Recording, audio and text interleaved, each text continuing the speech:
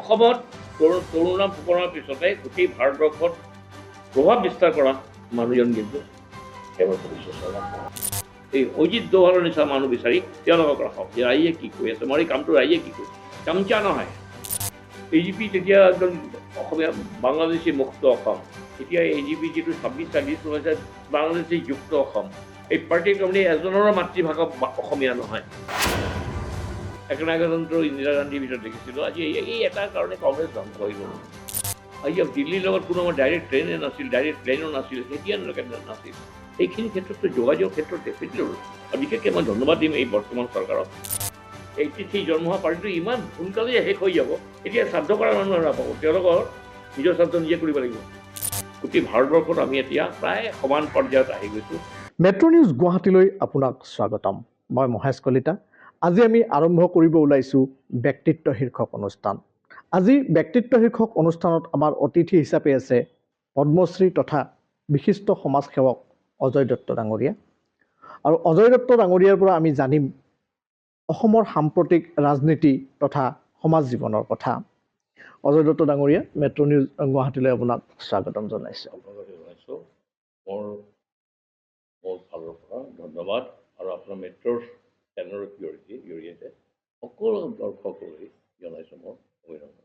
হয়, নিশ্চিতভাৱে আমি যিহেতু সাম্প্ৰতিক ৰাজনীতিৰ বিষয়ে কিছু আৰম্ভ কৰিম, যিহেতু আপুনি অসমৰ ৰাজনীতিত এগৰাকী মহীৰূহ। আপুনি জীৱনত যথেষ্ট উত্থান পতন দেখিছে, অসমৰ সমাজ জীৱনক আগুৱাই যোৱাও দেখিছে, পিছুৱাই অহাও দেখিছে। আৰু সাম্প্ৰতিক ৰাজনীতিৰ বিষয়ে আপোনাৰ মতামত কি? স্বাধীনতা, আমি পৰাধীন ভাৰতত জন্মগ্ৰহণ কৰিছোঁ। পৰাধীনতাৰ যন্ত্ৰণা, স্বাধীনতাৰ আনন্দ, দেশ বিভাজনৰ দেশ বিভাজনৰ যে বৃহৎসতা, আৰু বহুত কিবা, ভূমিকম্প 1950, তাৰপিছত নানা ঘাত প্ৰতিঘাত, ভাল বেয়া বাজি দি ডাঙৰ হৈছে। সেইকাৰণে অভিজ্ঞতা বহুত আছে। কিন্তু মই মহীৰূহ নহয়, মই এইটো দিনৰ দৰে মই তলৰ পৰ্যায়ত কাম কৰা যেন মানুহ। মই am a social worker, I am a trade unionist and social worker. আগতেও আছিলোঁ, আজিও আছিল। আৰু মোৰ জীৱনত মই অন্যায় প্ৰতিবাদ কৰি গৈছোঁ। তাৰ বাহিৰে মই কিবা কৰিছোঁ বুলি নাজানো। মই অন্যায় দেখিলে, অত্যাচাৰ দেখিলে তাৰ প্ৰতিবাদ কৰিছোঁ, এইটোৱে মোৰ। আৰু মই ভাবোঁ ৰাজনীতি কৰিব গ'লে মানুহ এইখিনি উপলব্ধি নাথাকে, অকল পাৱাৰটো ৰাজনীতিৰ লক্ষ্য হ'ব নালাগে।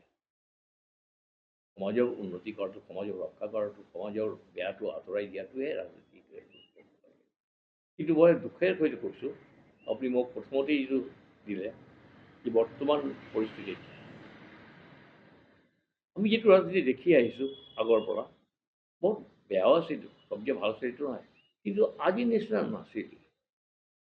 তেতিয়া জনপ্ৰতিনিধি আছিল ৰাজনীতিত। এতিয়া আমি অতি দুখেৰে ক'বলৈ বিচাৰিছোঁ, আমি দলৰ প্ৰতিনিধিহে দেখিবলৈ পাওঁ আজিকালি। জনপ্ৰতিনিধি, ৰাইজে বনোৱা নেতা আমি খুব কম পাওঁ।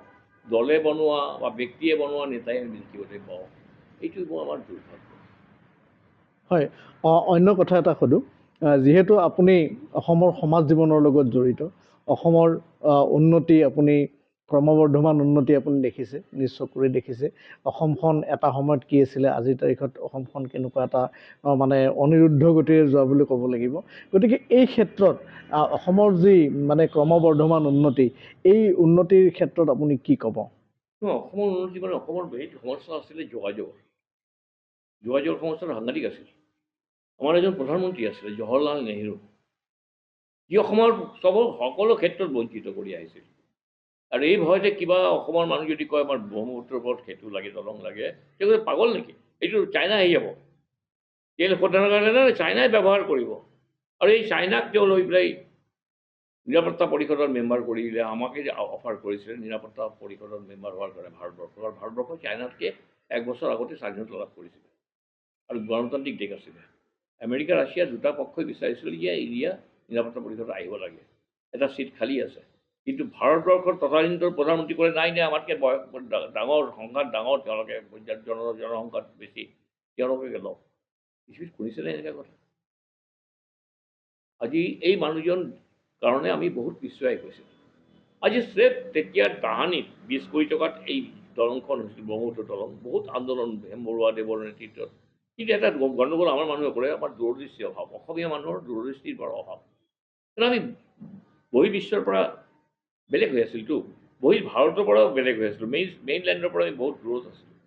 আমি কেনেকৈ গৈছিলোঁ ইয়াৰ পৰা কলিকতা দিল্লী, আপুনি ভাবিলে আচৰিত হ'ব। চেঞ্জ কৰি ইয়াৰ পৰা নাৱেৰে পাৰ হৈ ষ্টিমাৰত পাৰ হৈ আমিনগাঁৱৰ পৰা চাহেবগঞ্জ, তাৰ পৰা আকৌ নদী পাৰ হৈ গংগা পাৰ হৈ কলিকতা যাবলৈ আমাৰ বাৰণি হৈ পেলাই যাব লগা হৈছিল। আৰু দিল্লীৰ লগত কোনো আমাৰ ডাইৰেক্ট ট্ৰেইনে নাছিল, ডাইৰেক্ট প্লেনো নাছিল, সেইতিয়ালৈকে নাছিল। সেইখিনি ক্ষেত্ৰতো যোগাযোগৰ ক্ষেত্ৰত ডেফিনেটলি উন্নতি হৈছে। আৰু বিশেষকৈ মই ধন্যবাদ দিম এই বৰ্তমান চৰকাৰক। বাকী উন্নতি কি ক্ষেত্ৰত কৈছোঁ ক'ব নোৱাৰোঁ। মই গুৱাহাটীৰ, আমি ছয়পুৰুষীয়া গুৱাহাটীৰ মানুহ। আমাৰ এইটোৱে আমাৰ জন্মভূমি, কৰ্মভূমি, শৈশৱৰ ক্ৰীড়াভূমি, যৌৱনৰ উপবন বুলি কয়, বাৰ্ধক্যৰ বাৰাণসী, এইটো আমাৰ গুৱাহাটী। গুৱাহাটীৰ বহুত ডেভেলপ হ'ল, কনষ্ট্ৰাকশ্যন হৈছে। ডেভেলপমেণ্ট কিমান হৈছে বা ক'ব নোৱাৰোঁ। কনষ্ট্ৰাকশ্যন হৈছে, ডেভেলপমেণ্ট কিমান হৈছে বা ক'ব নোৱাৰোঁ। ডিষ্ট্ৰাকশ্যন অফ নেচাৰ প্ৰপাৰ্টিজ, সেইটো কিন্তু মই ডেভেলপমেণ্ট বুলি ক'ব নোৱাৰোঁ। এই ক্ষেত্ৰত মই ডেভেলপমেণ্ট দেখা নাই। গুৱাহাটী চহৰটোত এটা সময়ত, মই অসমৰ কথা কৈছোঁ, মই গুৱাহাটীৰ কথা আহিছোঁ, কিয়নো এইটো বেনাৰস কাশীৰ পিছতে বোধকৰোঁ আটাইতকৈ পুৰণা চহৰ গুৱাহাটী। 3-4টা চহৰৰ এটা হ'ব। তাৰ যি উল্লেখ প্ৰাগজ্যোতিষপুৰত, মহাভাৰতত আমি বাৰে বাৰে উল্লেখ পাওঁ। ভগৱান শ্ৰীকৃষ্ণ ইয়াত অহাটো আমি 3বাৰ গম পাওঁ। এতিয়া কথা হ'ল, এইবিলাক পুৰাণৰ বা কাহিনী বুলি মানুহে ক'ব। পুৰাণৰ কাহিনীৰ লগত ভূগোল যেতিয়া মিলি যায়, তাক মই ইতিহাস বুলি কওঁ। এই উত্তৰ গুৱাহাটীৰ, এই কামৰূপ, এই নৰকাসুৰ বধ, ভগত দত্তৰ ৰজা বনাই দিয়া, এই দীঘলী পুখুৰীত তেওঁৰ ছোৱালী ভানুমতীৰ স্বয়ম্বৰ সভা হোৱা, এই লক্ষ্যভেদ কৰা দ্ৰৌপদীৰ বিয়াৰ নিচিনা আমাৰ ইয়াতে হোৱা, গোটেইখিনি আছে। কিন্তু আমাৰ চিন নাই। আন দেশত চিন আছে, আমি ৰাখিব পৰা নাই। আমি আটাইতকৈ দুৰ্ভাগ্য আমাৰ, আমি হেৰিটেজ ৰাখিব পৰা নাই। আমি হেৰিটেজ ধ্বংসই কৰোঁ। বৰ দুখৰ কথা কি জানে, ডেভেলপমেণ্ট হৈছে, ডেভেলপমেণ্ট কৰিব যাওঁতে আমি পুৰণাখিনি মৰি পেলাইছোঁ। কোনো চিন নাই গুৱাহাটীত। কামৰূপ কামাখ্যা বুলি কৈছিল, তাৰ আগতে প্ৰাগজ্যোতিষপুৰ কৰিছিল, তাৰ কোনো চিন যিখিনি আছিলে সেইখিনি আমি ধ্বংস কৰিছোঁ। সেইকাৰণে মই দুখেৰে কৈছোঁ, ডেভেলপমেণ্ট মই যোগাযোগৰ ক্ষেত্ৰত কৈছোঁ, সেইটো মই চেলুট দিওঁ চৰকাৰক। ফ্লাইঅভাৰ কৰিছে, কিন্তু ড্ৰেনেজ কৰা নাই, আণ্ডাৰগ্ৰাউণ্ড ড্ৰেইন কৰা নাই। আমাৰ মেইন প্ৰব্লেম খোৱা পানী আৰু ড্ৰেইনৰ পানী। Guwahati was a town full of hills and bills. মোৰ কথা নহয়, এজন ডিষ্ট্ৰিক্ট কমিশ্যনাৰ তেওঁ লিখিছিল, ৰিপৰ্ট কৰিছিল, I am in such a town which is surrounded by hills and beels mean water bodies. 40টাৰ পৰা ৱাটাৰ বডি আমি দেখিছোঁ সৰুকালত। 18টা পাহাৰ আছিল, এতিয়া 3টা পাহাৰৰ পৰা খা খবৰ নাই, কাটি শেষ কৰি পেলালে। যে হিল কাটি বিল পুতি আমি ক্ৰিয়েট কৰিলোঁ প্ৰব্লেম, আৰ্টিফিচিয়েল ফ্লাড। গুৱাহাটীত কোনো জীৱনত আমি সৰুকালত মেট্ৰিকলৈকে কোনো আৰ্টিফিচিয়েল ফ্লাড নাছিল। কিন্তু আমাৰ এই দুৰ্ভাগ্য কি, আমাৰ ফাৰ্ষ্ট লাইটনেছটো খুব কম। আমি এতিয়া এনেকুৱা এটা ষ্টেটত আছোঁ যিটো প্ৰমোশ্যন হৈছে ইণ্টাৰনেশ্যনেল ক্ষেত্ৰত। আমি জানোনে কিয় প্ৰমোশ্যন হৈছে? এইটো আটাইতকৈ বেয়া আৰ্থকুইক জ'নৰ ভিতৰত এটা আছিলে, ৰেড লাইট এৰিয়া। আমাৰ হৈছে জ'ন 5। নাও গোটেই বিশ্বৰ ভৌগোলিক চাইণ্টিষ্টবিলাকে, আৰ্থকুইক স্পেচিয়েলিষ্টবিলাকে এটা নতুন জ'নৰ সৃষ্টি কৰিলে, যি সাংঘাতিক বিপদজনক জ'ন। এইটো হ'ল it is Brahmaputra valley, Sikkim, Bhutan আৰু Arunachal, foothills of Himalaya. It is a dangerous zone. We have been promoted from zone 5 to zone 6. At the same time, our so-called development হৈ আছে 20 মহলা, 24 মহলা ঘৰ বনাই আছে। এজন মন্ত্ৰীও বনাই আছে, যি ডেভেলপমেণ্ট মিনিষ্টাৰ আছে। কেনেকৈ পাৰি আছে? 50 ভূমিকম্প তেওঁলোকে দেখা নাই, মই দেখিছোঁ। এতিয়া জীয়াই থকা মানুহৰ ভিতৰত মই আছোঁ এজন। তেতিয়া এটা বিল্ডিং আছিল গুৱাহাটী চহৰত, এইটোৰ নাম আছিল অৰিয়েণ্টেল বিল্ডিং। নদীৰ পাৰত LICৰ অফিচটো, তাত দুটা ঘৰ আছিলে, সেইটো একমাত্ৰ building. Oriental building was a landmark. 1897ৰ ভূমিকম্পত, ডাঙৰ ভূমিকম্পত চান্দুবিটো অভাৰনাইট হৈছিলে, পাহাৰটো বহি গৈছিলে। এইকেইটা বহুত যুগলৈকে এই ছাল চেগুন গাছবোৰ তাৰ পানীৰ ভিতৰত খাৰা হৈ আছিল। লাহে লাহে এতিয়া নষ্ট হ'ল। এতিয়া 2-4টা আছে, আগতে বহুত আছিলে, মোৰ দিন 100 আছিলে গছ। তাৰ পাহাৰ বহি গৈছে। আৰু মোৰ গ্ৰেণ্ডফাদাৰ, মোৰ ককাদেউতা তেতিয়া দক্ষিণ কামৰূপৰ ৰেঞ্জাৰ আছিল, ফৰেষ্ট ৰেঞ্জাৰ। তেওঁৰ সন্মুখতে হৈ গ'ল। আমাৰ কুকুৰমাৰাতে ঘৰ আছিল। ৰাতিৰ ভিতৰত কুকুৰমাৰা আচামতে ঘৰো বহি গৈছিলে। চাওক, খুব দুখৰ কথা কি, এই ব্ৰিজটো এইটো ফ্লাইঅভাৰ কৰিলে, ৰাজা পিছু ফ্লাইঅভাৰ, এইটো কাৰণে মই ধন্যবাদ দিছোঁ চিফ মিনিষ্টাৰক। ৰাজা পিছু এটা হেৰাই যোৱা বস্তু আছিলে। তেওঁ এটা কিমান ডাঙৰ কাম কৰি থৈ গৈছিলে, বক্তিয়াৰ খিলজী গোটেই ভাৰতবৰ্ষক বিশ্ববিদ্যালয়বিলাকে ধ্বংস কৰিছিলে। তক্ষশিলা, বিক্ৰমশিলা, নালন্দাত জুই জ্বলাইছে, 6 মাহলৈকে লাইব্ৰেৰীত জুই কিতাপ জ্বলিছিলে। কিন্তু ৰাজা পিছুৱে যিটো ব্ৰিজটো কৰিলে, ভোটটো আগত না ব্ৰিজটো আগত? এই ব্ৰিজটো আৰু ৰাইজে হ'ল কথা ইটা কাটিলে অ'পেন কৰিব পাৰি। কালি পৰহি অলপ বৰষুণ দিছে, ওপৰৰ পৰা পানী পৰিছে, ব্ৰিজৰ ফুটা হৈ পেলাই। এনেকুৱা হ'ব নালাগে, ডেভেলপমেণ্ট এনেকুৱা হ'ব নালাগে। They should be committed. এতিয়াই আপোনাৰ যি দুজন কণ্ট্ৰেক্টাৰ, তেওঁলোকক মাতিব লাগে। তেওঁলোকৰ দোষ নাই, তেওঁলোকে আমাক জোৰ কৰি পেলাই কৰাই দিলে নহয়। এই পানীখিনি যে ওলাই লৈ যাব পাইপেৰে, এইটো ৱাটাৰ হাৰ্ভেষ্টিং কৰিব পাৰিলেহেঁতেন। কিমান ডাঙৰ 5 কিলোমিটাৰ ব্ৰিজটো, কিমানখিনি পানী পালেহেঁতেন কওকচোন। পানীখিনি প্ৰিজাৰ্ভ কৰি পেলাই লৈ এতিয়া এই পানী ফুটা হৈ পেলাই পৰিছে। সেইটো আমাৰ দুৰ্ভাগ্য। আমি আমাৰ ফাৰ্ষ্ট চাইড নাই। সেইকাৰণে ডেভেলপমেণ্ট ডেফিনেটলি সেইটো যোগাযোগৰ ক্ষেত্ৰত চূড়ান্ত ডেভেলপ হৈছে। মানে মই ক'ম, গোটেই ভাৰতবৰ্ষত আমি এতিয়া প্ৰায় সমান পৰ্যায়ত আহি গৈছোঁ। ৰাস্তা, প্ৰাইম মিনিষ্টাৰ ৰোড যোজনা যিটো গাঁওবিলাকত ৰাস্তা আমাৰ গুৱাহাটী চহৰতকৈ ভাল। এইটো হৈছে এইটো ডেভেলপমেণ্ট হৈছে। ডেফিনেটলি গাঁৱৰ ৰাস্তা তাত বহুত ভাল হৈছে। এতিয়া অন্য কিছু প্ৰসংগ আপোনাৰ পৰা জানিব বিচাৰোঁ। সেইটো হ'ল যে নিৰ্বাচন যেতিয়া আহিছেই, গতিকে আমি সমাজ জীৱন কেতিয়াও আপোনাৰ ৰাজনীতি অবিহনে সম্পূৰ্ণ হ'ব নোৱাৰে। গতিকে ৰাজনীতিও এটা তাৰ অংশ। গতিকে এই ক্ষেত্ৰত এই নিৰ্বাচনৰ ওপৰত যিটো আহিছে, এই নিৰ্বাচনৰ ওপৰত মন্তব্য আপোনাৰ কি? সমাজ কেতিয়াও ৰাজনীতিক বাদ দি চলিব নোৱাৰে। এইটো দুটাৰ পৰিপূৰক, ৰাজনীতি আৰু সমাজনীতি। ৰাজনীতি কিহৰ কাৰণে? সমাজৰ কাৰণে। সমাজৰ উন্নয়ন আমাৰ একমাত্ৰ লক্ষ্য হ'ব লাগে, নিজৰ পৰিয়াল পৰিজনৰ ভৱিষ্যতৰ কাৰণে নহয়। য'ত আমি জন্মগ্ৰহণ কৰিছোঁ, যিটো ৰামৰ পৰা আমাৰ শিকিব লাগে। তেওঁ এটা কথা কৈছিলে, তেওঁ ক'লে জৰুৰী জন্মভূমিষ্য স্বৰ্গা দাবী কৰি আছোঁ। এই জৰুৰী জন্মভূমিষ্য স্বৰ্গা দাবী কৰি আছোঁ, ৰামে কৈছিলে এই দাপৰ যুগত। সেইটো আমি ভাবিব লাগে। আমাৰ ৰাজনীতি কওঁ, সমাজনীতি কওঁ, গোটেইখিনি লক্ষ্য হ'ব লাগে আমাৰ জন্মভূমি আৰু জন্মগ্ৰহণ কৰা মানুহখিনি। সেইখিনিৰ কাৰণেই কিন্তু গোটেইখিনি। আগতে ৰজা আছিল, তেওঁ ৰজাৰ ঠাইত গণতন্ত্ৰ আহিলে। গণতন্ত্ৰ দৰকাৰ আছে। ৰজা সেই আগৰ ৰজা নাই। এতিয়া ৰজাৰ নামত যিবিলাক শাসনত বহিছে, একনায়কতন্ত্ৰ হৈ আছে, কিন্তু তেওঁৰ ৰজাৰ গুণবিলাক নাই, ৰজাৰ দোষবিলাক আছে। সেইটো হ'ব নাপায়। অসমৰ ৰাজনীতিত যিটো আমি সৰুৰ পৰা দেখিছোঁ বা শুনিছোঁ, বাকীখিনি ভাৰতবৰ্ষ বাদ দিব, কংগ্ৰেছে আছে তেতিয়া। চবেই ত্যাগ কৰি পেলাই আহিছে। গোপীনাথ বৰদলৈ ল পাছ কৰিলে, MA পাছ কৰিলে, ল ত্যাগ কৰি পেলাই তেওঁ আহিলে। কৃষ্ণ মেধি ল পাছ, চব MSc ল। বিমলা প্ৰসাদ চলিহা এনেকৈ এটা ঘৰত পৰিয়ালত জন্মগ্ৰহণ কৰিছিলে। বিমলা চলিহা পৰিয়াল বহুত ইণ্ডাষ্ট্ৰিয়েলিষ্ট আছিলে। কলিকতাৰ বেংগলত অসমীয়া যিকেইজন ডাঙৰ মানুহ আছিলে, এতিয়া বেংগল বা বিহাৰ বা ৰাজস্থানৰ মানুহ অসম কণ্ট্ৰল কৰে। এটা সময়ত কলিকতাৰ ইণ্ডাষ্ট্ৰিত পাণত অসমীয়া মানুহ, আমাৰ ভোলানাথ বৰুৱা, এই চলিহা ফেমিলি, বিমলা চলিহাৰ দেউতাহঁতৰ চালিহা ৰলিং মিল, চলিহা কেমিকেলছ কলিকতা আছিলে। সেই পৰিয়ালৰ ল'ৰা হৈ মেট্ৰিক পাছ কৰাৰ পিছত মই আৰু কলেজত ব্ৰিটিছৰ কলেজত নপঢ়োঁ। ইমান ধনী পৰিয়ালৰ মানুহ হৈ পেলাই খাদীৰ মনাক মূৰত লৈ পেলাই গাঁৱে গাঁৱে খাদী বিক্ৰী কৰিছিলে। বিষ্ণুমেধি তেনেকৈ কৰিছিলে, গোপীনাথ বৰদলৈ তেনেকৈ কৰিছিলে, শংকৰ বৰুৱা বিপ্লৱী, শংকৰ বৰুৱা ছ'চিয়েলিষ্ট পাৰ্টি কি কৰা নাই। গতিকে সেই সময়ৰ ছাৰ যিসকল ত্যাগ কৰি পেলাই গৈছিলে, এতিয়া ভোগ কৰিবৰ কাৰণে যায়। বিষ্ণুমেধি ঘৰটো তেতিয়া পৰি আছে, আপুনি দেখিছে নটাশিলৰ পূবফালে, তেওঁ ত্যাগ কৰি গৈছে। বিমলা চলিহাত কি আছে, কিবা আছে নেকি? গোপীনাথ বৰদলৈ ল'ৰাটো ঘটনাচক্ৰত MA হৈ গ'ল, ই মোৰ লগৰ বন্ধু ৰবীন বৰদলৈ, বৰ চিধা চাধা মানুহ। ই কংগ্ৰেছী, মই কংগ্ৰেছী নহয়, কিন্তু আমি দুটা বিৰাট বন্ধু আছিলে তাৰ বাহিৰে তেওঁৰ পৰিয়ালটো কোনো MLA MP হোৱা নাই। বিমলা চলিহাৰ কোনোবা ল'ৰা ছোৱালী হৈছে নেকি? চৰচিঙৰ ল'ৰাটো মৰি গ'ল, এটা সময়ত অলপ কংগ্ৰেছ আছিলে। গোলাপ বৰুৱাৰ ল'ৰা কিবা MLA MP হৈছে নেকি? গোলাপ বৰুৱালৈকে মই ক'ম, আমাৰ অসমৰ 5জন কংগ্ৰেছী চিফ মিনিষ্টাৰ আছিলে আৰু 6 হ'ল গোলাপ বৰুৱা। এই ছয়জনৰ মানে এটা চকুত মানে বন্ধাই ৰাখিব লাগে চৰিত্ৰ।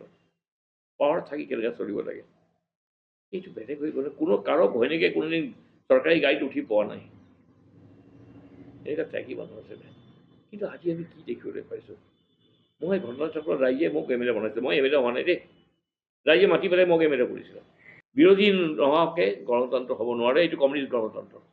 97.3% ভোট পায়, 99.3% ভোট পায়, যোনে 0.7% অপজিশ্যন দেখুৱায়, এইটো গণতন্ত্ৰ হোৱা নহয়। ডেম'ক্ৰেচি নাথাকিলে কিন্তু দেশখন জীয়াই নাথাকে। আমি ইমাৰ্জেঞ্চি দেখিছিলোঁ, একনায়কতন্ত্ৰ ইন্দিৰা গান্ধীৰ ভিতৰত দেখিছিলোঁ। আজি এই এটা কাৰণে কংগ্ৰেছ ধ্বংস হৈ গ'ল। কংগ্ৰেছ এনেকুৱা এটা গাঁও নাই য'ত কংগ্ৰেছ নাই। ৰুটত আছিলে কংগ্ৰেছ, স্কুলৰ টিচাৰজন কংগ্ৰেছৰ আছিল, পোষ্টমাষ্টাৰজন কংগ্ৰেছ আছিল, গাঁৱৰ মানুহ এই দুজনৰ পৰাই কথাবিলাক শুনিছিল। গতিকে এই কংগ্ৰেছ ধ্বংস হৈ গ'ল এজনীৰ কাৰণে। মোগল সাম্ৰাজ্য ধ্বংস হ'ল ঔৰংগজেবৰ কাৰণে। ঔৰংগজেবে যিমান অত্যাচাৰ কৰিলে মাইনৰিটিৰ ওপৰত, হিন্দুৰ ওপৰত বা শিখৰ ওপৰত, তাৰ ফলটো তাৰ মৰাৰ লগে লগে এই কাৰ্ডৰ ঘৰৰ নিচিনা ভাঙি গ'ল। সেইকাৰণে ইমাৰ্জেঞ্চি দেখাৰ পিছতে একো নাই, তাৰপিছতো কিন্তু চব ঠাইত আহি আছে, আহি গৈছে বহুত ঠাইত। বিহাৰত আমি লালু যাদৱৰ দেখিলোঁ অৱস্থা, বেংগলত মমতা বেনাৰ্জী। অন্য কথা এটা ক'লোঁ, যিহেতু আপুনি ক'লে যে অসমৰ ৰাজনৈতিক ইতিহাসৰ বিষয়ে আপুনি যথেষ্টখিনি ক'লে, আৰু তাৰ লগত আমি ভাৰতবৰ্ষৰ ৰাজনীতি আপুনি তুলনা কৰি পেলাই যথেষ্টখিনি আপুনি আমাৰ দৰ্শকক জানিবলৈ দিলে। আপোনালোকে সেই সময়ত কৰা ৰাজনীতিৰ যিবিলাক নেতা আছিলে আৰু আজিৰ তাৰিখৰ যিসকল নেতা, আপুনি তাৰ পাৰ্থক্য কি পাইছে ছাৰ? পাৰ্থক্য পাইছোঁ কেলে, মই তেতিয়া ৰিপৰ্টিং কৰোঁতে 1967 to 72 যিটো এছেম্বলি আছিল, মই পিছৰ ফালে, আগৰ ফালে মই ইমান যাবলৈ, তেতিয়া মোৰ বয়স হোৱা নাছিলে, চাকৰি এৰাৰ পিছত এৰাউণ্ড 70 আগত, তেতিয়া এছেম্বলিটো মই দেখা পাই মই ভাবিছোঁ ক'ত আহিছোঁ। আছাম ৱাজ চ' ষ্টেণ্ডাৰ্ড, পলিটিচিয়ানে ভৰা আছিলে। তেতিয়া কংগ্ৰেছৰ ফালে বিমলা শইকীয়া, মহেন্দ্ৰ মোহন চৌধুৰী, বিষ্ণুৰাম মেধি, দেৱকান্ত বৰুৱা, অপজিশ্যন কোন, বিষ্ণু ৰাভা, গৌৰীশংকৰ ভট্টাচাৰ্যী, ভূপেন হাজাৰিকা, লক্ষধৰ চৌধুৰী, CPI প্ৰমোদ গগৈ, হনী বৰা, দুলাল খাউন, আলতাফ হুছেইন মজুমদাৰ, আহমেদ আলী, মানে চাৰিওফালৰ ৰথীন সেন, মানে কি যে এটা বেলেগ মাধুৰ্য আছিল। আৰু তাতে মই এটা সৰু অভিজ্ঞতা মোৰ হৈছিলে, কিবা এটা কথাত এটা মোৰ এগেইনষ্টত ৰেলৱে এটা কেছ দিছিল, মানে ৰেলৱেৰ পৰা কিবা এটেম্প টু মাৰ্ডাৰ কৰাৰ কিবা এটা মোক মিছা এটা কেছ পাইছিলে। মোক এজনে লৈ গ'ল, বৰপেটাৰ MLA মধুসূদন দাস, সিহঁতৰ যে মোৰ বন্ধুতা আছে বহুত, তেওঁ কিবা কৰিব। গ'লোঁ আমি এছেম্বলিটো, আছোন এছেম্বলিত, বিমলা শইকীয়াক ক'ব লাগিব, কুৱেশ্যন আনচাৰ হৈ আছে। মধুসূদন দাস কুৱেশ্যন কৰিছে, আমি চাই আছোঁ গেলাৰীত বহি, যে এইটো এৰাউণ্ড 64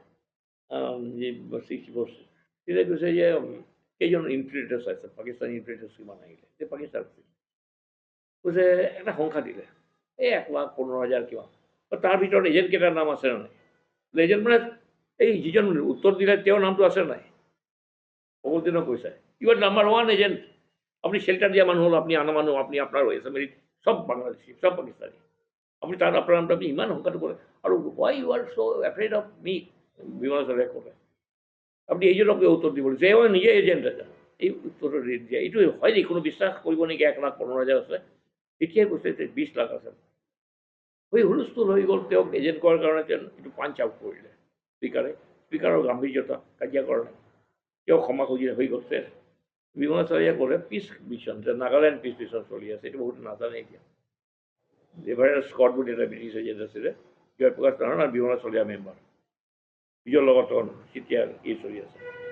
বিমলা শইকীয়াই ক'লে দাদা মই গুচি গৈ আছোঁ, মই ইহঁত দেউতাক চিনি পাওঁ, মোক ক'লে তোমাৰ নামটো কি তোমাৰ দেউতাক কৈ চাওঁচোন কি বা সকলো দিনক কৈ দিব।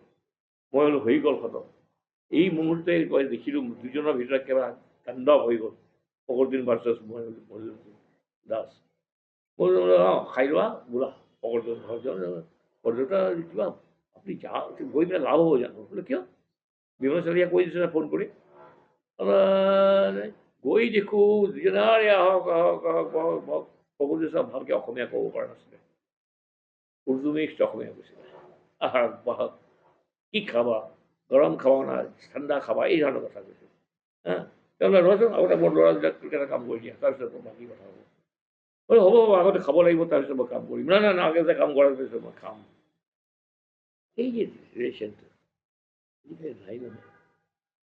আৰু AGP AGP তেতিয়া একদম অসমীয়া বাংলাদেশী মুক্ত অসম, এতিয়া AGP যিটো 26-40 ওলাইছে বাংলাদেশী যুক্ত অসম, 26 জনৰ ভিতৰত 13 জন এটা পাৰ্টিকুলাৰ কমিউনিটি, এই পাৰ্টিকুলাৰ কমিউনিটি এজনৰ মাতৃভাষা অসমীয়া নহয়। এইটো আমি দেখিলোঁ নহয়, এই যে দেখিলোঁ মাত্ৰ সেইদিনা AGP জন্ম, 83 84 জন্ম, 83 জন্ম হোৱা পাৰ্টিটো ইমান সোনকালেই শেষ হৈ যাব। এতিয়া শ্ৰাদ্ধ কৰা মানুহ নাপাব, তেওঁলোকৰ ভৱিষ্যত জেনেৰেশ্যন, তেওঁলোকৰ ল'ৰা ছোৱালী শ্ৰাদ্ধ কৰিবলৈ টান পাব যে এই মানুহটো কি নিজৰ শ্ৰাদ্ধ নিজে কৰিব লাগিব। মই যেনে সাধুবিলাক সাধু হয় নহয়, সাধু হোৱাৰ পিছতে যেতিয়া গেৰুৱা পিন্ধে তাৰ আগতে নিজৰ শ্ৰাদ্ধটো কৰি লয়। আজি এওঁলোকৰ এইটো অৱস্থা আহিছে, ল'ৰা ছোৱালী ঘিল পাব নাই কচৰতে। বাংলাদেশী মুক্ত অসমৰ পৰা বাংলাদেশী যুক্ত অসম কৰি দিলে। এতিয়া বিজেপি মাইনৰিটি ফ্ৰণ্ট বুলি চবে কয়, AIDFৰ MLA কেইটা তাতে আহিলে, কালিমুদ্দিন আহমেদ বুলি মানুহটো কৰি দিলে। মোক চিফ মিনিষ্টাৰে কোৱাৰ কাৰণে মই উঠিছোঁ, AGP জইন কৰিছোঁ। আৰু বাকী থাকিল কি কওকচোন, ৰাষ্ট্ৰীয় আছে নেকি? এই হাজো শুৱালকুছি ষ্ট্ৰীট যিটো কৰিছে, এইজন দাস বুলি মানুহ আগদিনা দুদিন আগতে বিজেপি জইন কৰিলে আছুৰ পৰা। চিটটোৱে বিচাৰিলে AGP, আচ্ছা দিব পাৰোঁ তোমালোকৰ চিটটো, ইয়াকে দিয়া কেণ্ডিডেট, ই আকৌ AGP জইন কৰি পেলাই চিটটো পালে। ইজ দেট ৰাজনীতি? ৰাতিপুৱালৈকে পদ্মত লৈ কংগ্ৰেছত, পিছবেলা আহি গ'ল। কংগ্ৰেছক ভাঙাৰ কাৰণে বহুত ৰাস্তা আছে, কিন্তু তুমি আনি এছএমএছ বহাই দিয়া না, কোনে তোমাক ৰাইটটো দিছে? কংগ্ৰেছক ধ্বংস কৰিবৰ কাৰণে কংগ্ৰেছ নিজে ধ্বংস হৈ গৈছে। ৰাহুল নেহেৰু ফেমিলি যেতিয়ালৈ কংগ্ৰেছ থাকিব, কংগ্ৰেছ আৰু কোনোদিন আগৰ কংগ্ৰেছ হ'ব নোৱাৰে, কাৰণ এইটো জমিদাৰী, এইটো পদলেখনৰ বাহিৰে কোনে থাকিব নোৱাৰে। কংগ্ৰেছ বেলেগ, কংগ্ৰেছ আমাৰ দেশখন বিভাজন কৰিছে, তেতিয়া বিজেপি জন্মই হোৱা নাই। কংগ্ৰেছ দেশখন ধৰ্মভিত্তিক দেশ, আমাৰ যিমান হাজাৰ শ্বহীদ হৈছে, নৌন আননৌন, কোনেওতো হিন্দু ভাৰত আৰু মুছলিম ভাৰতৰ কাৰণে জীৱন দিয়া নাই, ভাৰতবৰ্ষৰ কাৰণে জীৱন দিছে। আৰু দুজন মানুহ দেশৰ স্বাধীনতা অনা নাই, মিছা কথা। এইটো যঁতৰ কাটি পেলাই স্বাধীনতা অহা গান্ধীয়ে আৰু নেহেৰুৱে আনিছে, এইটো ইমান মিছা কথা যে কমল আমাৰ কি নাম ছোৱালীজনী কনকলতা ইউনি ফুকন, এওঁলোকে কি ছুইচাইড কৰিছিল নেকি? গান্ধী জৱাহৰলালে দেশৰ স্বাধীনতা আনিছে, অনা নাই, বিভাজন আনিছে। ইণ্ডিয়া আজিও স্বাধীন নহয়। কিছু অন্য প্ৰসংগলৈ যাওঁ ছাৰ। সেই সময়ত আপোনাৰ 1978 চনৰ কথা আমি তালৈ অলপ যাওঁ। এজন সৰু ল'ৰা আছিলে, সেই সৰু ল'ৰাজনে আপোনাৰ হৈ প্ৰচাৰ কৰিছিলে, আৰু সেইদিনা নিশা আছিলে, আপুনি প্ৰচাৰৰ কাৰণে গৈ আছিলে, মানে শিলপুখুৰীতে হ'ব চাগে। সেই সময়ত আপুনি দেখিলে যে এজন সৰু ল'ৰাই আপোনাৰ কাৰণে তেখেতে পোষ্টাৰিং কৰি আছে, আৰু তেতিয়া আপুনি পৰৱৰ্তী সময়ত গম পালে যে সেই সৰু ল'ৰাজনে আপোনাক জানিবলৈ দিলে যে অজয় দত্ত এজন বিৰাট ভাল মানুহ, মোৰ মায়ে কৈছে, গতিকে মই সেইকাৰণে মই প্ৰচাৰ কৰিছোঁ। সেই ঘটনাটো অলপ ক'ব নেকি ছাৰ? এইটো এটা ঘটনা ঘটিছিল, এইটো 78ত।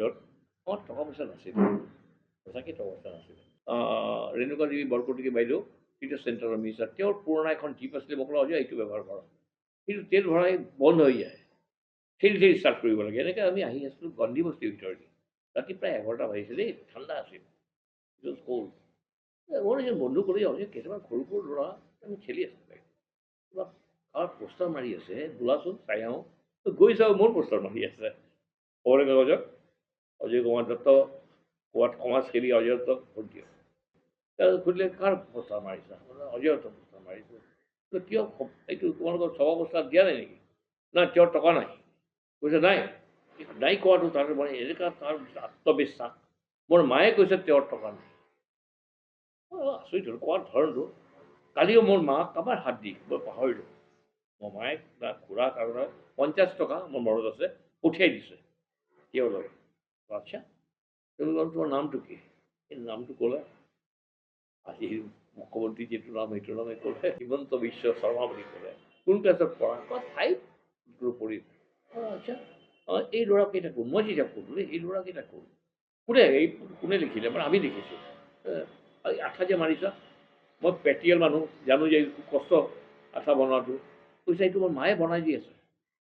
আচৰিত হ'লোঁ। এই ল'ৰাকেইটা তোমাৰ ভাই চাই নেকি? নাই, এওঁলোক আমাৰ বন্ধু। মানে এওঁলোকৰ দেউতা মাহঁতে বেয়া পোৱা নাই, ৰাতি 11টা বাজিছে, এওঁলোকে বাহিৰত আছে এতিয়াও, ইমান সৰু সৰু ল'ৰা। মই আছোঁ নহয়। দেখিলোঁ, আচৰিত পালোঁ এই ল'ৰাটো বেলেগ ধৰণৰ 10টা ল'ৰা নিচিনা নহয়। তাৰ আত্মবিশ্বাস আৰু মাতৃভক্তি দুটাই তাৰ আছে। মাৰ ওপৰত বিশ্বাস আৰু নিজৰ ওপৰত বিশ্বাস, সেইটো যিকোনো মানুহ ভৱিষ্যতটো কৈ দিয়ে দেই।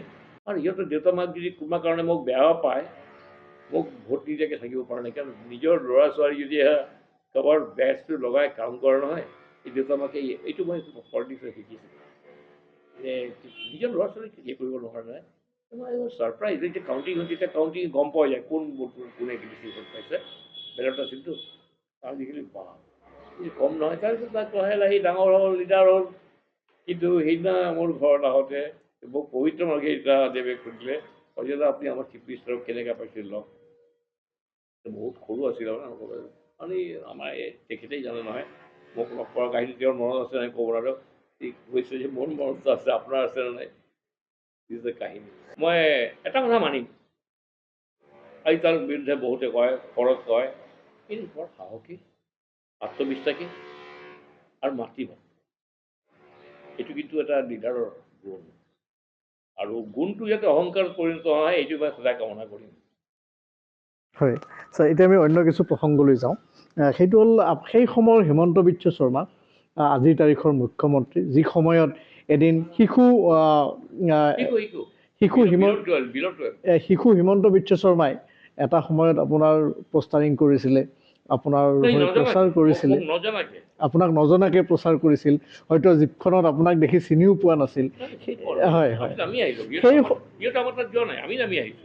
সেই সময়ৰ হিমন্ত বিশ্ব শৰ্মা আজিৰ তাৰিখৰ মুখ্যমন্ত্ৰী। মই তাক এটা বিশেষ বহুত দিন গেপ চেপৰ পিছতে সেইটো ডাঙৰ লিডাৰ হৈ গ'ল, এইবোৰ।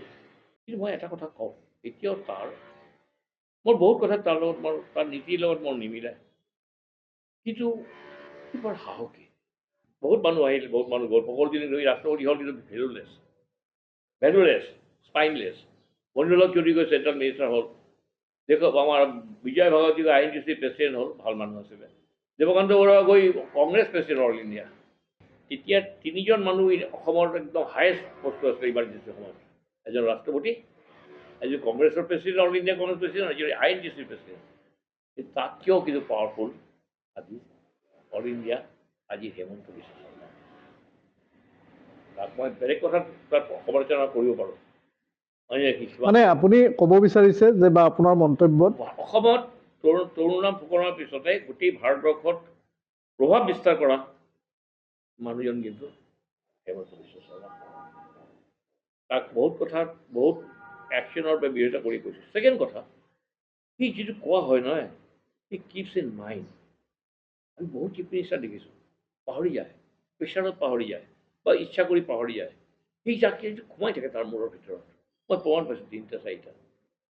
কিন্তু আমি জনামতে আপোনাৰ ঘৰতে এবাৰ তেখেতে আপোনাক লগ কৰিবলৈ আহিছিলে, কিন্তু সেইজন হিমন্ত বিশ্ব শৰ্মাক আপুনি মন উজাৰি গালি দিছিল, হয়নে কথাটো? গালি দিয়া নাই, অকণমান সমালোচনা কৰিছিলোঁ গভৰ্ণমেণ্টৰ। এটাত মই তাক প্ৰতিবাদ কৰিছিলোঁ, এটা সৰু কথা। সি বেয়া পালে, দুখ পালে তাক। আমাৰ আজিকালি দিনৰ মানুহে সমালোচনা কৰিলে সহ্য কৰিব নোৱাৰে, এইটো ঠিক হ'ব নাপায়। কিয় ভুলটো মানুহ মাত্ৰ কৰে নহয়, ভুলটো মোৰ হয়, সদায় বহুত ভুল কৰোঁ। মোৰ ছোৱালী মোক ধৰি দিয়ে, তোমাৰ এইটো ভুল হৈছে, তুমি আজি তুমি টিভিত নক'বা, তোমাৰ ভুল, তুমি ৰিপিটেশ্যন কৰা। মোৰ ছোৱালী কৈছে, মই চিন্তা কৰোঁ, হয় মই কৰোঁ নিশ্চয়, বয়সৰ কথা, ভুল হ'ব পাৰে নহয়। চামচা আৰু পাৱাৰ, এই দুটা বস্তু ড্ৰাগছত কিয় বেয়া? পাৱাৰে মানুহক কি ক'ত লৈ যায়, ড্ৰাগছো ইমান দূৰ ল'ব নোৱাৰে, এলকহলে ইমান ল'ব নোৱাৰে। এতিয়া ছাৰ, বিজেপিত এনেকুৱা কিছু পুৰণি বিজেপি কৰ্মী আছে, এনেকুৱাকৈও কৈছে যে মুখ্যমন্ত্ৰীৰ লগত যদি মুখ্যমন্ত্ৰী অৰ্থাৎ ডক্টৰ হিমন্ত বিশ্ব শৰ্মাৰ লগত যদি ভাল সম্পৰ্ক নাথাকে, তেওঁ যদি মনৰ মানুহ হ'ব নোৱাৰে, তেওঁৰ যদি গুডবুকত নাম নাথাকে, তেতিয়াহ'লে বিজেপিত কোনো ফিউচাৰ নাই। কিন্তু এইটোৰ লগত আপুনি একমত নেকি? মই জনসংঘ কৰা মানুহ মই আছোঁ কিজানি, এইটো নাজানে, এইটো কোনেও নাজানে যে মই জনসংঘ কৰিছোঁ। ক'ত আমিতো পাৱাৰত কেতিয়া আহিব পৰা নাছিলোঁ। মোদীৰ হাৱাত প্ৰবঞ্চনা হ'ল।